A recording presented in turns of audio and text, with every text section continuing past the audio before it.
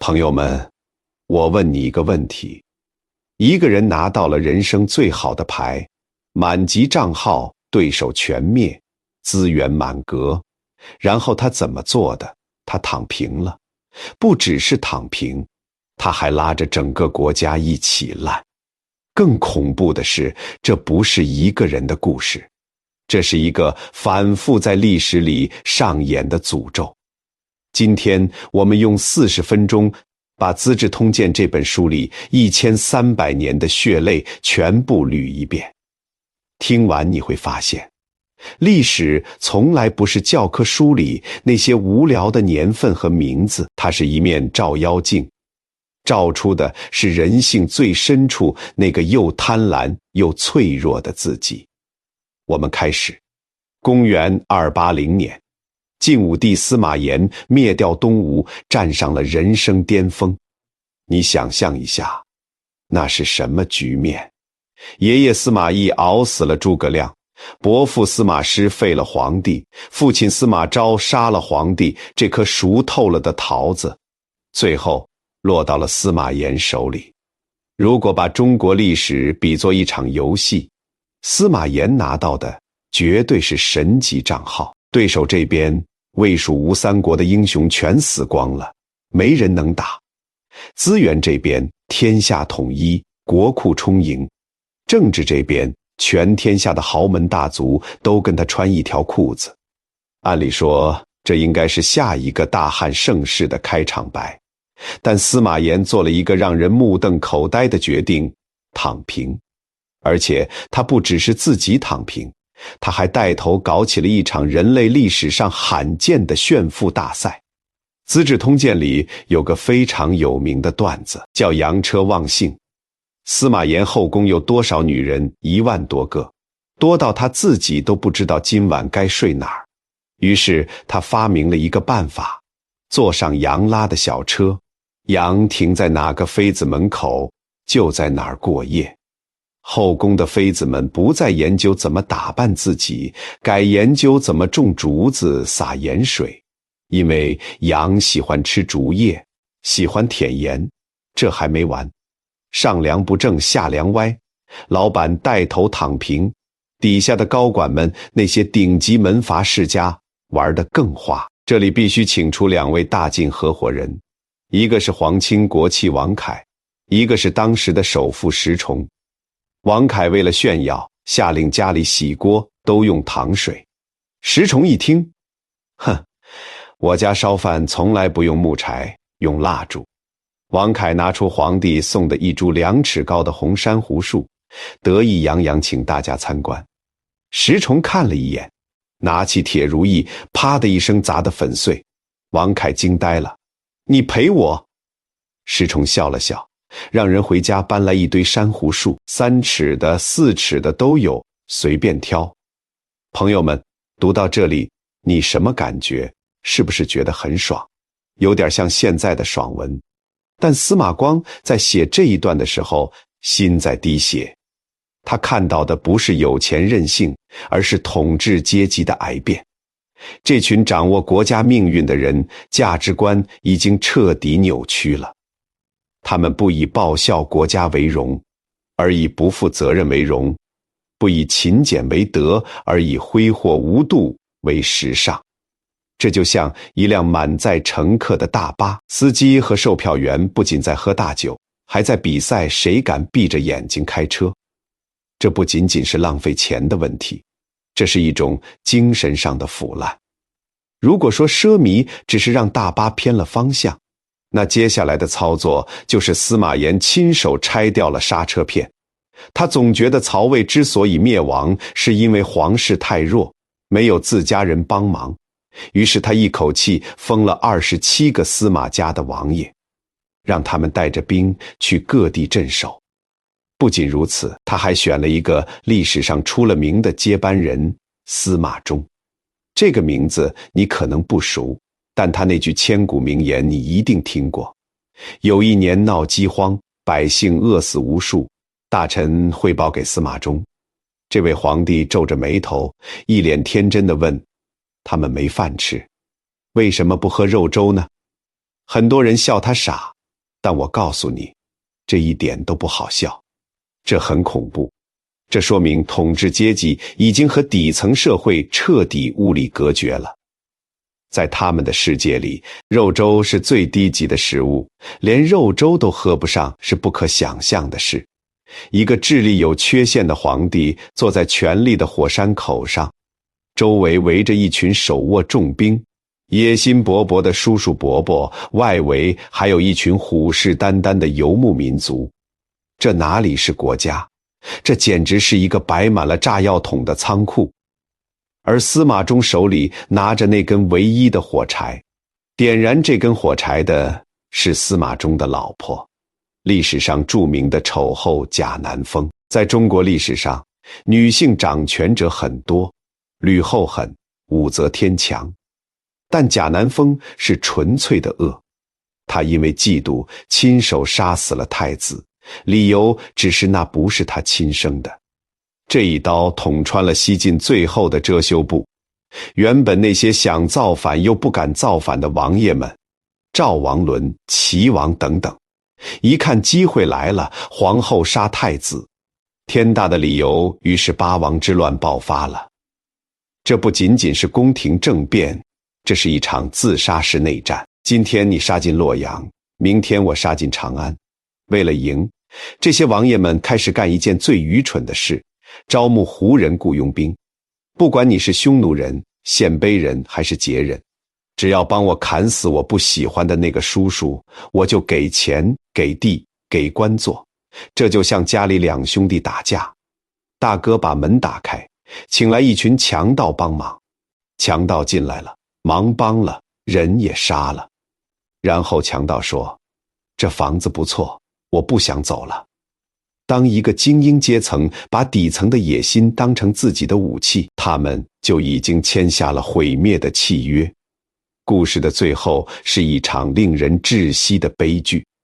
曾经在金谷园斗富的石崇被拖到菜市口斩首，临死前他说，杀我的人是图我的钱呐。刽子手冷冷回了一句，早知如此，为什么不早点散财做好事呢？曾经高高在上的晋怀帝被匈奴人抓去，穿着青衣给人针灸，最后被毒死。公元316年，西晋灭亡，中原大地彻底沦陷，汉族百姓被屠杀，幸存者拖家带口跨过长江逃往南方。这就是历史上著名的衣冠南渡。西晋像一个绚烂的烟花，只有37年的统一，然后是长达300年的大分裂。司马光在写这一章时充满了愤怒，他想告诉我们，一个没有责任感的精英阶层是如何把一手好牌打得稀烂。但历史的魅力就在这里，绝望中总有希望。当旧的贵族在战乱中死去，一群新的力量正在崛起。如果你穿越成东晋的开国皇帝司马睿，你会绝望。你手里没兵没钱没地盘，带着一群北方难民，虽然是贵族，跑到了南方土豪江东大族的地盘上。南方的顾家陆家看你就像看要饭的，你们北方人都死光了，跑我们这儿来蹭饭。这时候你如果学秦始皇搞中央集权，分分钟被灭，怎么办？这时候司马睿旁边站着一个绝顶聪明的男人，王导。王导给他出了一个主意，这个主意后来构成了东晋100年的政治基石，跪着把钱挣了。这就是著名的王与马共天下。皇帝司马家只做吉祥物，实际的权力、官位、土地全部切蛋糕，分给王家、谢家等世家大族。大家可能觉得这皇帝当得太憋屈了，但在《资治通鉴》看来，这是最高明的妥协。在那种极度脆弱的时刻，如果还要争所谓的皇权尊严，汉族政权早就完了。王导用一种镇之以静，我不折腾，大家随意的管理哲学，居然把这个拼凑起来的草台班子给稳住了。最高明的妥协不是放弃原则，而是在最坏的局面里保住最核心的东西。靠着这种和稀泥的策略，东晋苟延残喘了几十年，但该来的总会来。公元383年，北方那个最强的男人前秦皇帝苻坚统一了北方，带着80万大军，号称头鞭断流，杀气腾腾南下，准备一波推平东晋。东晋有多少人？仅仅8万，80万对8万，10比1，这就是送死局。东晋朝廷乱成一锅粥，只有一个人在淡定地下围棋，他就是谢家的掌门人谢安。资治通鉴写这段非常有画面感，前线告急的文书像雪片一样飞来，谢安看都不看，继续下棋。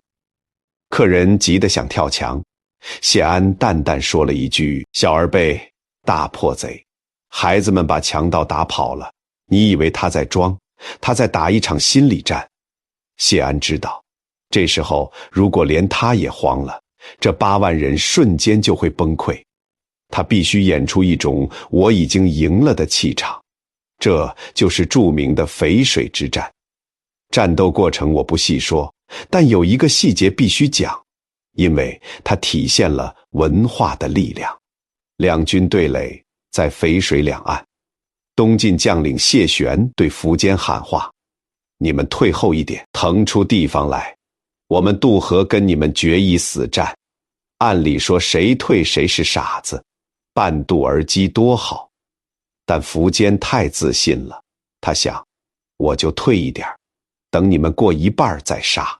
于是前秦下令后退。就在这一瞬间，东晋这边有人大喊了一嗓子：“秦军败了！秦军败了！”这一嗓子就像在充满火药味的仓库里扔了个烟头，哪怕是谣言，在极度紧张的战场上也变成了事实。后面的士兵不知道前面为什么退，以为真败了，转身就跑，发生了著名的踩踏，几十万人自相践踏，死者遍野。成语草木皆兵、风声鹤唳都出自这里。这场战争的本质不是8万打赢了80万，而是有序打赢了无序。东晋虽然弱，但大家是为了保卫家园，是文化认同。前秦虽然强，但这80万人是抓来的壮丁，多民族拼凑，人心是散的。谢安赢在了定力，苻坚输在了傲慢。定力是乱世里最稀缺的战略资源。淝水之战给南方续命很久，但历史的车轮继续滚动。到了南朝梁，我们要讲一个最令人唏嘘的皇帝——梁武帝萧衍。看他的前半生，简直是完人。他博学多才，琴棋书画样样精通。他勤政爱民，规定老百姓可以直接去皇宫门口告状。他在位48年，是南朝最繁荣的时期。但他有一个致命的漏洞，信佛，而且信到走火入魔。萧衍是中国历史上唯一一个出家的皇帝，他3次跑到同泰寺当和尚。大臣们没办法，只能大家凑钱，用巨款把他从菩萨那里赎回来。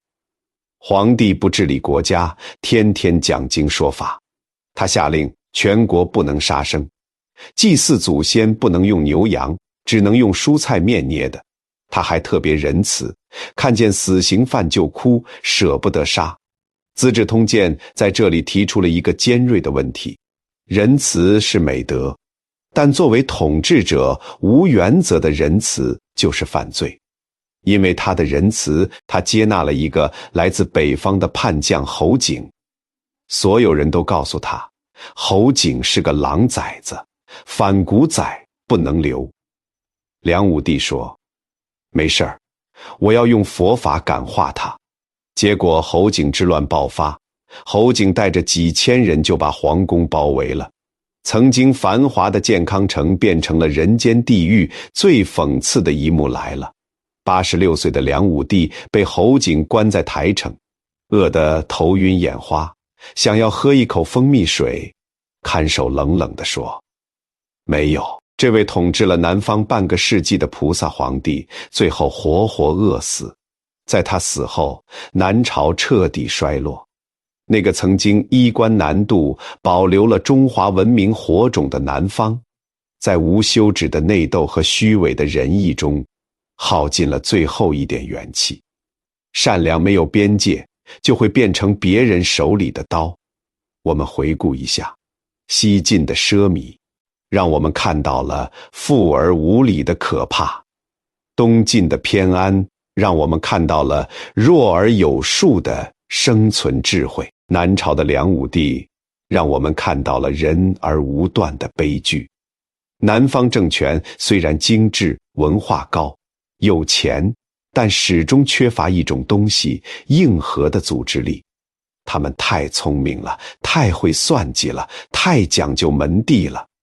每个人都在为家族打算，没人为国家拼命。与此同时，在那个被我们忽略的北方，在那些被汉人看不起的所谓野蛮人中间，正在发生一场惊天动地的基因突变。北方这边，简单说就是一场吃鸡游戏。匈奴、鲜卑、羯、羌5个主要少数民族轮番上阵。今天你称帝，明天我屠城。我只讲一个细节，你就知道有多恐怖。后赵的皇帝石虎征调了全北方几十万汉人修宫殿，不想修就杀，想逃跑就杀。整个北方白骨鹿野，汉族人口锐减到了灭绝的边缘。这时候，如果你是生活在北方的汉人，只有2条路：一死，2躲进五堡，结寨自保。这看起来是个死局，但这群人里出了一个异类——鲜卑族。他们建立的朝代叫北魏。就在所有人都忙着杀人的时候，北魏的皇帝在思考一个终极问题：我们能在马背上打天下，但我们能在马背上治天下吗？答案是不能。如果继续杀下去，鲜卑人迟早也会被杀光。于是，中国历史上最惊人、最彻底，甚至可以说是最狠的一次改革开始了。主角登场，北魏孝文帝拓跋宏。这个人的狠，不是对敌人，而是对自己人。公元493年，他对大臣们说：我们要去打南朝，统一中国。实际上，他是想借打仗的名义强行迁都，把首都从大同平城那个苦寒之地搬到洛阳。中华文明的中心到了洛阳，大臣们不想走了，也不想打仗了。孝文帝说：行，不打仗可以，但我们要在这里定居，而且必须答应我几个条件。这几个条件就是著名的全盘汉化。脱掉胡服穿汉服，谁敢穿皮袄上朝，直接罢免。不说鲜卑话，说汉语。30岁以下的官员再说一句鲜卑话就降职，改汉姓，皇室姓拓跋改成元。独孤氏保留通婚，鲜卑贵族必须娶汉族高门大姓的女儿。大家可能觉得这不就是学习先进文化吗？不，这在当时鲜卑贵族眼里叫数典忘祖。皇上这是要让我们灭种。反对的声音大到什么程度？连孝文帝的亲太子元隆都受不了，想偷偷跑回北方老家。孝文帝怎么做的？他亲自下令赐死太子，为了改革杀了自己的亲生儿子。这种决心震慑了所有人。鲜卑人彻底抛弃了旧壳，融入了汉文化的血液。《资治通鉴》评价，这是极其悲壮的一幕。鲜卑作为一个民族在历史上消失了，但作为一个政治集团，它获得了永生。它把草原的武力基因注入了汉文明的制度躯体里。这就是后来隋唐盛世的源代码。真正的变革从来不是改变别人，而是有勇气先改变自己。北魏后来分裂成东魏和西魏，这不重要，重要的是在西魏，也就是今天陕西西安一带，诞生了一个统治中国300年的超级天团。陈寅恪先生称之为关陇集团，它的雏形源于一个叫宇文泰的人，西魏的实际掌权者。他手里兵不多，为了对抗东边的敌人，发明了一种制度，府兵制，当兵光荣，全家免税。他把汉人豪强和鲜卑武将结合起来，分封了8位顶级柱国将军。这8个人有多牛？我们看看这份名单，你会吓出一身冷汗。李虎，他的孙子叫李世民，唐朝皇帝；李泌，他的曾孙叫李密；瓦岗寨带头大哥杨忠，他的儿子叫杨坚；隋朝开国皇帝独孤信，这位更是神人。我们单说，看懂了吗？后来的隋朝、唐朝其实都是这个关陇集团内部的家务事。杨坚夺了北周的天下，是外公抢了外孙的皇位；李渊夺了隋朝的天下，是表哥抢了表弟的皇位。这就是历史的真相，哪有什么从天而降的英雄？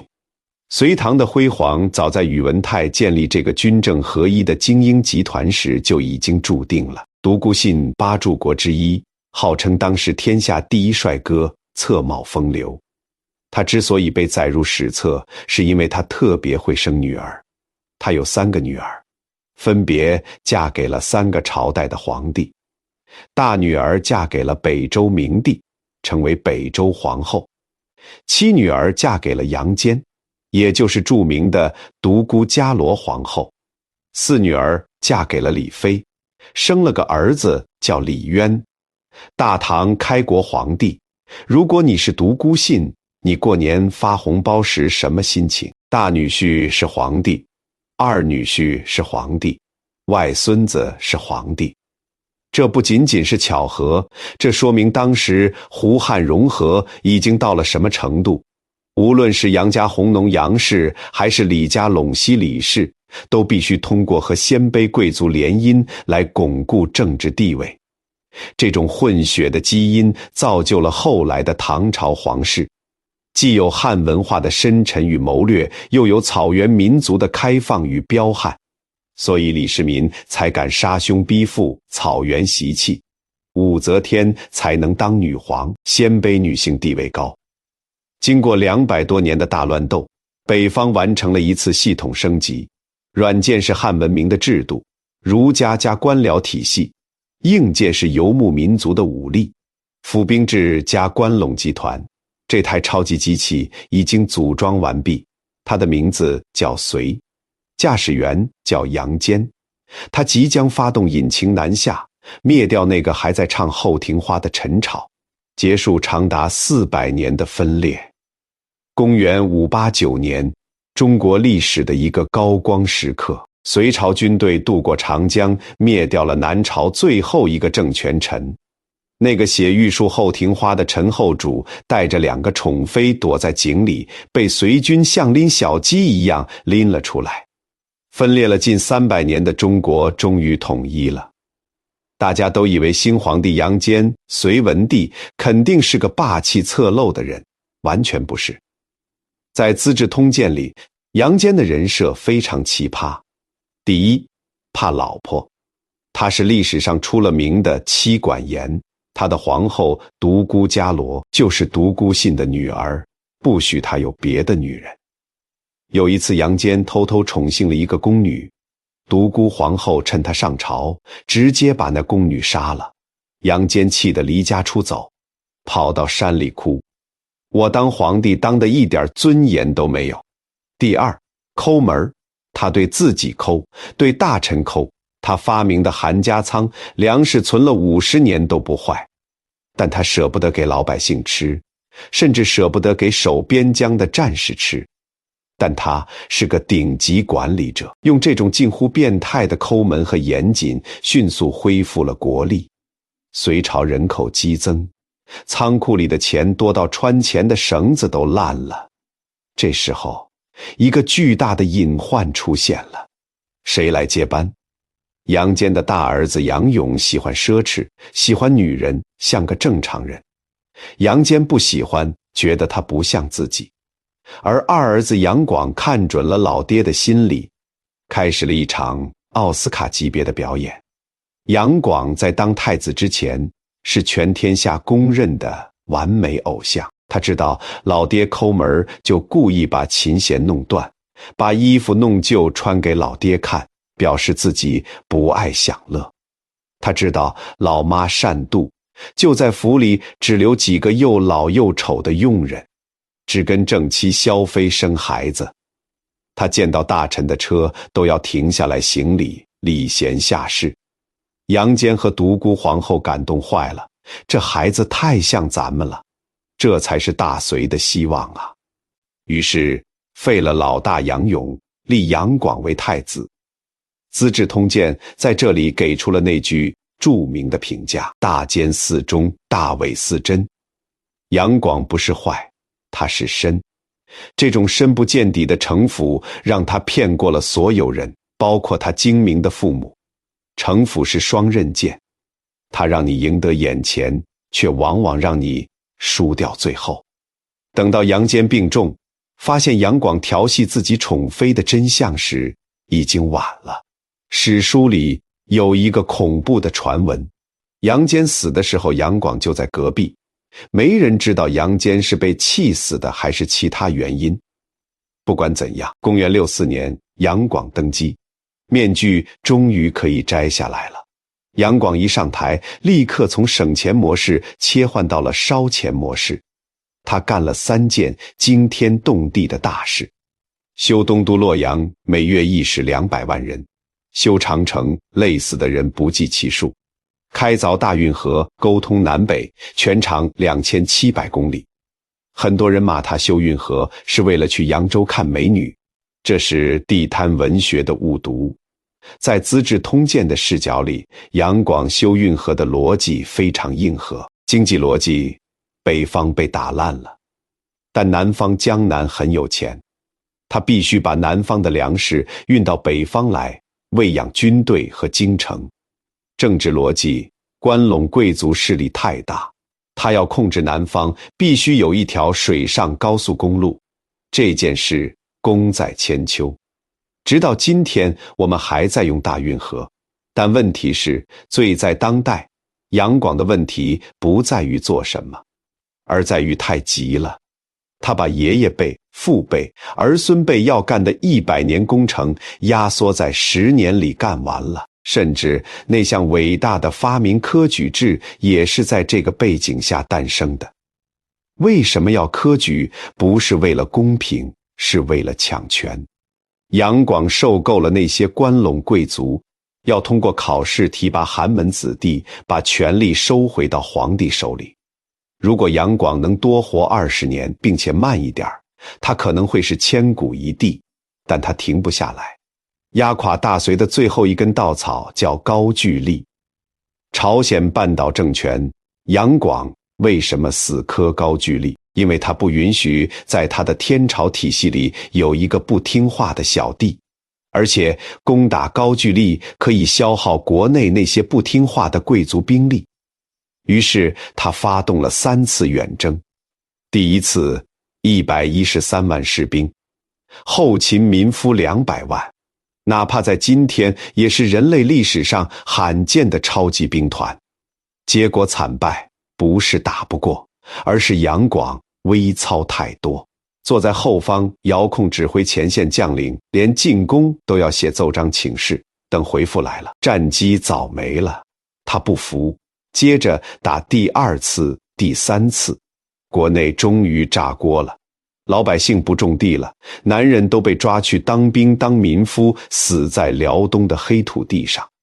山东爆发了王勃起义，那首著名的《吴向辽东浪》死歌传遍了天下，就连杨广的亲信礼部尚书杨玄感也反了。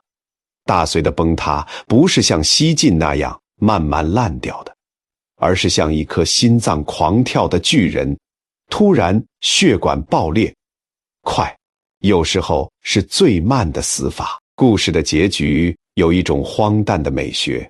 公元618年，杨广躲在江都扬州，北方全是义军，他回不去了。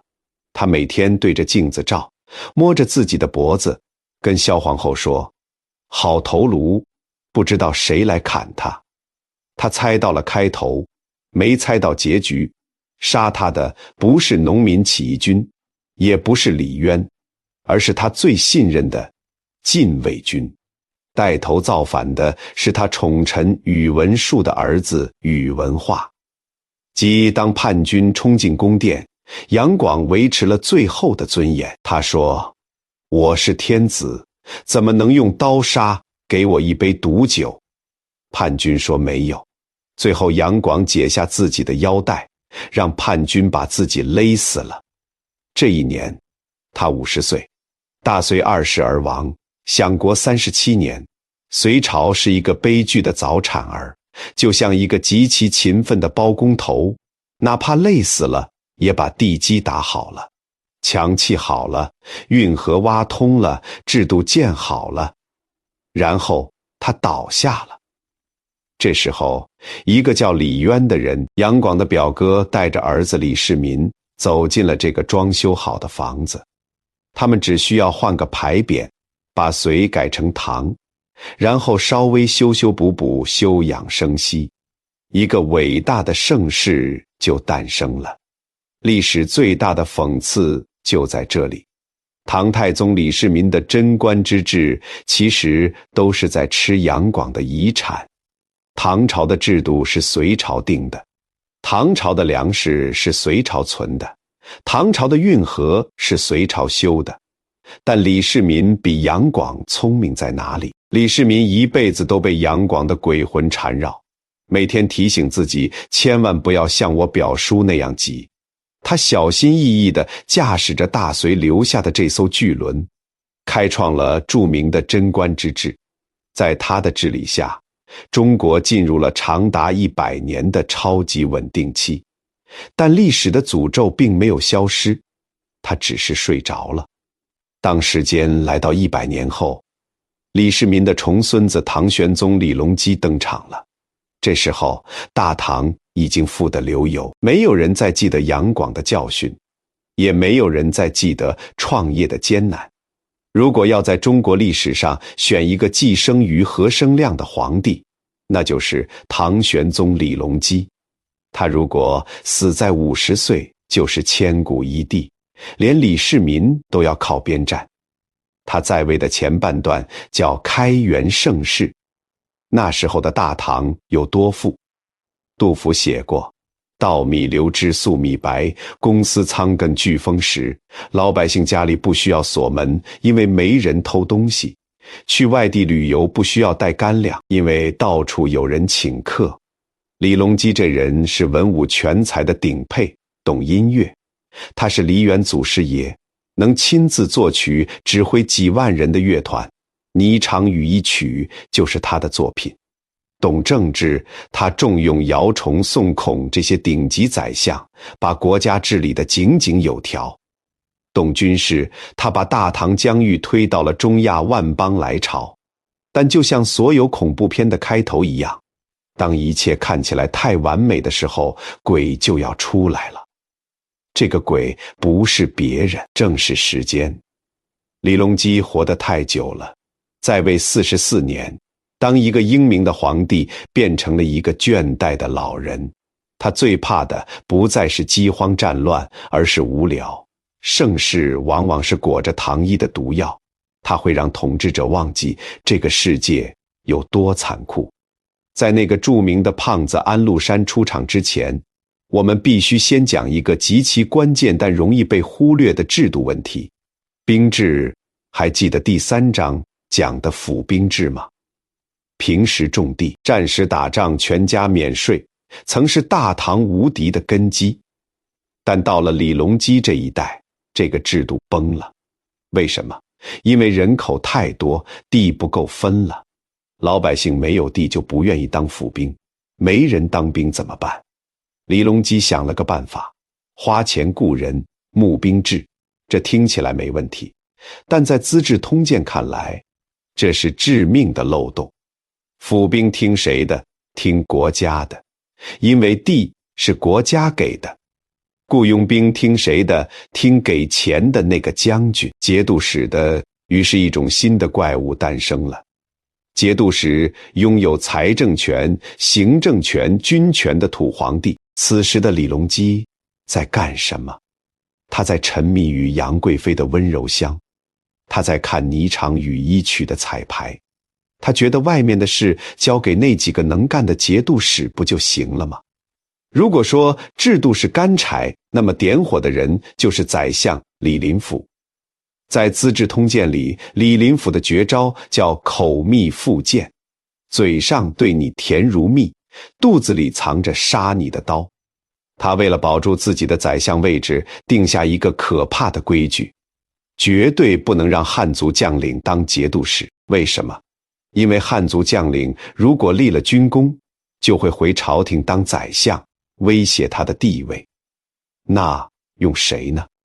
用胡人。李林甫对李隆基说，胡人没文化，不懂政治，只知道打仗，最听话，最适合当看门狗。李隆基一听，有道理，准了。于是安禄山、史思明这些原本处于边缘的胡人将领，迅速掌握了大唐最精锐的部队，其中最强的一个就是安禄山。他一个人身兼3镇节度使，手握大唐40%的兵力。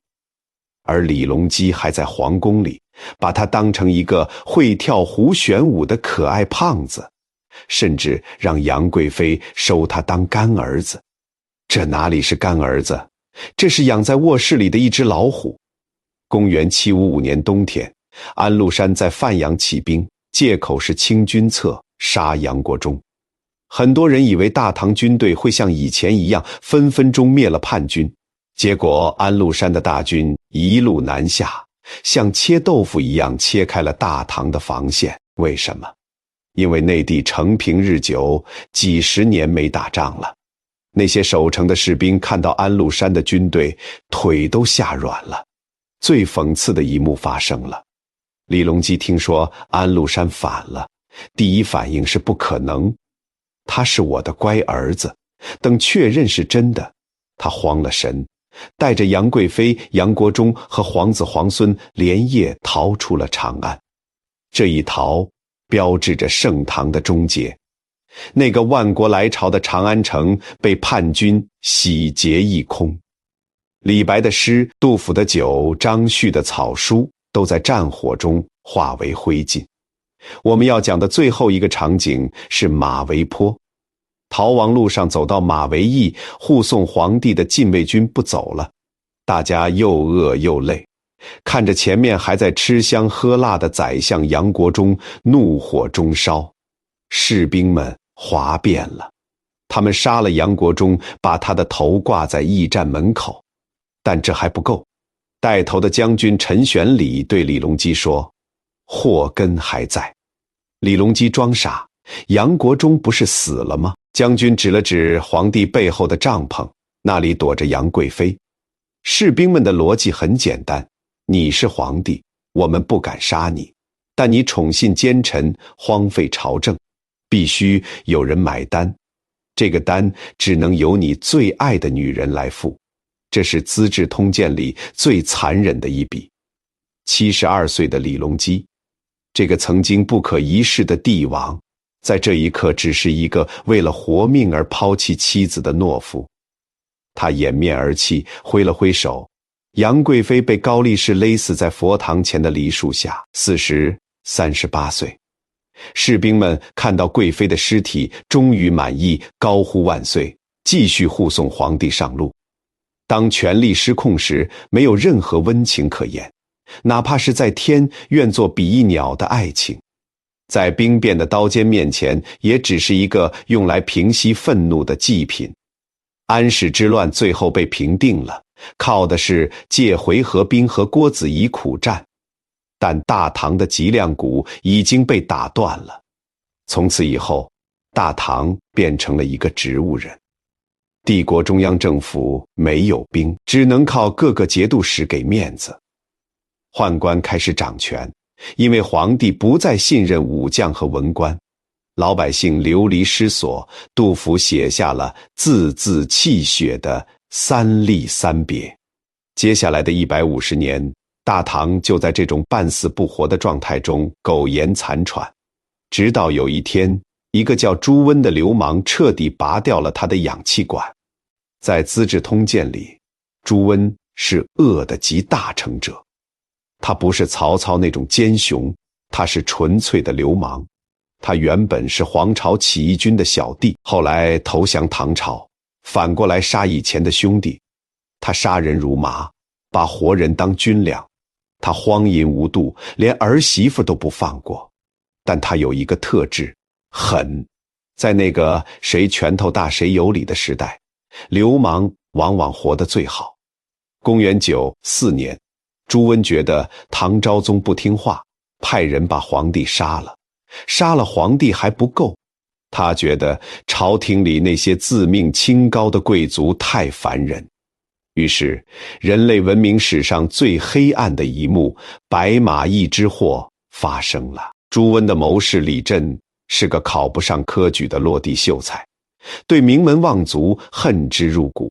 他对朱温说：这些大官以前自称清流，看不起我们，今天不如把他们杀光，扔进黄河，让他们变成浊流。朱温一听，好主意。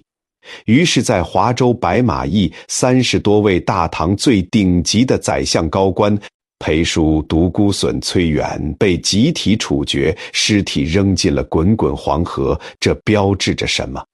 从东汉以来统治中国近800年的氏族门阀体系彻底灭亡了。还记得我们在第1章讲的王家谢家，第3章讲的关陇集团独孤家吗？在这一刻，他们的肉体和精神都被这个流氓时代冲进了下水道。从此以后，中国再无贵族，剩下的只有2种人：拿刀的军阀和种地的百姓。大唐灭亡后，中国进入了5代十国，这53年就像按了一个快进键。中原换了5个朝代，梁、唐、晋、汉、周，换了13个皇帝，平均每个皇帝在位不到4年。为什么换得这么快？因为这个时代的逻辑变了。以前当皇帝要讲血统，讲德行，现在呢，5代的军阀安重荣说出了一句千古实诚话：天子兵强马壮者为之，宁有种业。只要我兵强马壮，我就能当皇帝，还要什么血统？这就是社会达尔文主义的巅峰。儿子杀老子，弟弟杀哥哥，大臣杀皇帝，老百姓就像草芥，军队走到哪儿吃到哪儿，没粮食就吃人。这在5代史书里屡见不鲜。这是一个只有生存没有生活的地狱。司马光写到这里，笔尖都在颤抖。他不仅是在记录历史，更是在问：难道我们就这样一直杀下去吗？谁能来终结这个恶性循环？终于，救世主来了，但他不是靠杀人，而是靠做局。他叫赵匡胤，公元96年正月初1，听说契丹人打过来了，其实是假情报。赵匡胤带着禁军出征，走到陈桥驿这个地方，大家喝了酒。第2天醒来，赵匡胤发现自己身上披了一件黄袍，手下兄弟们拿着刀喊：点检做天子，点检做天子。这就是陈桥兵变。大家都懂，这是赵匡胤自导自演的。但他牛就牛在不流血，他进京城下令军队不许抢劫，不许杀前朝皇室柴家。这在5代十国是不可想象的。老百姓本来都准备逃难了，结果发现，这回怎么没杀人？但赵匡胤心里清楚，我今天是靠兵变上台的，明天我的手下也会学，这个死循环必须在我这里终结。赵匡胤没有像朱温那样杀功臣，也没有像刘邦那样设鸿门宴，他组了一个史上最高端的局，杯酒释兵权。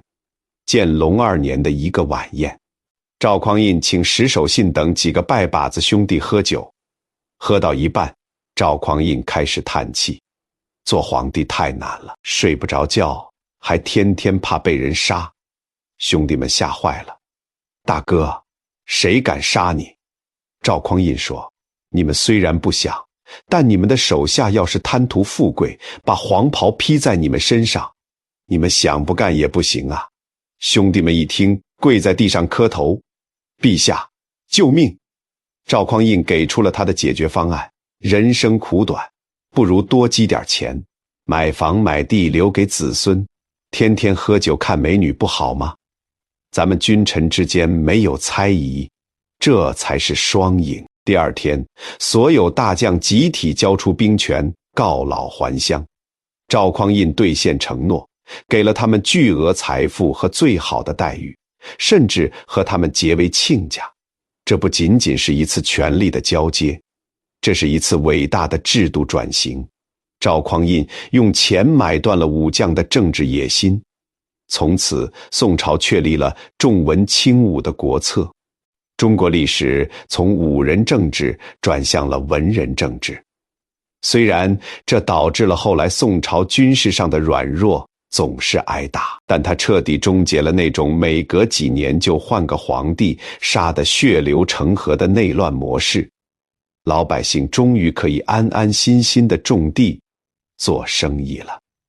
这就是文明的胜利，用规则终结暴力，比用暴力终结暴力需要更大的智慧和勇气。《资治通鉴》写到赵匡胤建国，公元96年，也就是5代结束的时候，戛然而止。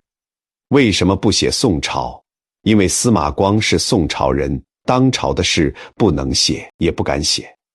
但他把这部书献给皇帝宋神宗时，意思已经非常明白了。陛下，您看这1300多年的历史，从3家分晋的礼崩乐坏，到汉唐盛世的辉煌，再到5代十国的地狱，历史就像一个回旋镖。凡是修得行、守规矩、爱百姓的朝代，虽然也会亡，但那是寿终正寝。